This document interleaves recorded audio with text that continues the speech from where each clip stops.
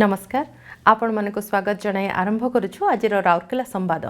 मुख्य संवाद रे राउरकेला इस्पात कारखानार इस्पात जनरल हॉस्पिटल अंतर्गत बर्न सेंटर रो सुवर्ण जयंती समारोह अनुष्ठित।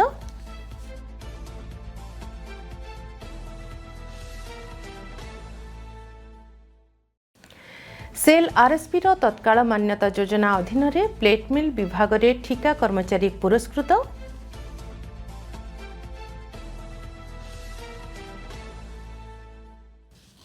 एवं सेल राउरकेला इस्पात कारखानार कोकोवेन सामुदायिक द्वारा सड़क सुरक्षा सचेतनतार प्रसार पई मानव श्रृंखला गठन।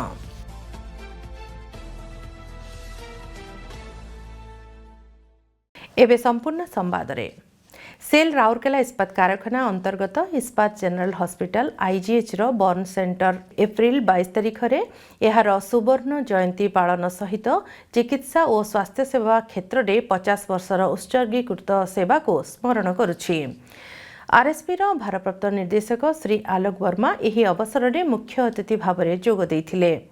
CMO incharge M&HS doctor JK Acharya सम्मानित अतिथि थिबा बेले सीएमओ M&HS डॉक्टर प्रतिभा षडंगी समेत अनेक वरिष्ठ डाक्तर एवं बहु संख्यक हॉस्पिटल कर्मचारी एही अवसर में उपस्थित थिले।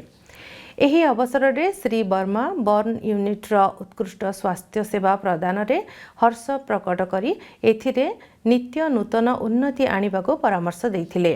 संकटकालीन चिकित्सा रे थिबा आरोग्य आशायी को समस्त प्रकार संक्रमण रु सुरक्षित रखिबा आवश्यक बोली से आहुरी मध्य कहिथिले। बर्न यूनिट रे रक्षणाबेक्षण पई स्वच्छता प्रति अग्राधिकार देई डीआईसी कहिथिले जे अनेक बड़ हॉस्पिटल उच्च मृत्यु हार जोगु बर्न यूनिट रक्षणाबेक्षण को पसंद करती नहीं, किंतु एक थर्मोसेंसिटिव प्लांट भाव में आमको केवल यही यूनिट रक्षणाबेक्षण करने उचित नुहे बरं भारतर सर्वोत्तम बर्न यूनिट मध्यरु गोटिए हेबाको चेष्टा करने को पड़िबो।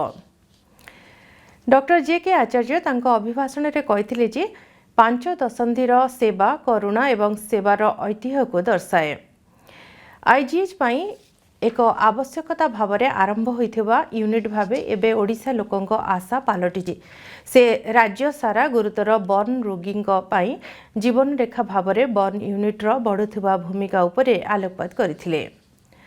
डॉक्टर रूबी सिंह परामर्शदाता बर्न एवं प्लास्टिक सर्जरी 1976 मसीह प्रतिष्ठा हेबा परठारु बर्न सेंटर रो यात्रा रे एक उपस्थापना प्रदान करथिले, जेउथिरे दाह प्लास्टिक सर्जरी एवं पुनर्निर्माण अस्त्रोपचार रो विभिन्न सफलता उपरे आलोकपात करा जायथिला।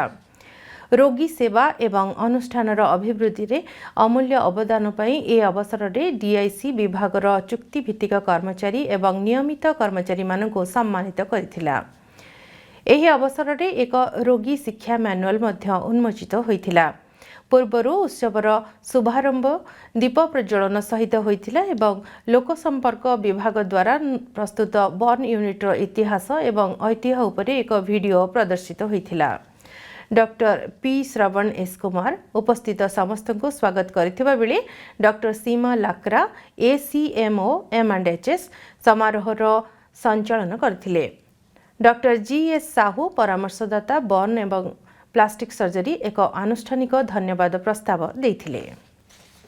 उल्लेखनीय जे बर्न सेंटर रो भित्ति प्रस्तर 1976 मसीहा मार्च 21 तारिख रे तत्कालीन केंद्र इस्पात एवं खनि मंत्री श्री चंद्रजीत यादव द्वारा स्थापन करा जायथिला।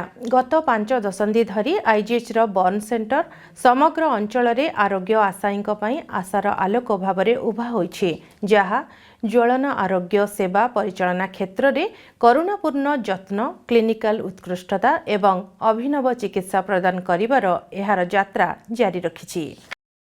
एप्रिल 18 तारिख दिन प्लेट मिल विभाग रे राउरकेला इस्पात कारखानार तत्काल मान्यता योजना अधीन रे एक पुरस्कार वितरण कार्यक्रम आयोजन करा जायथिला।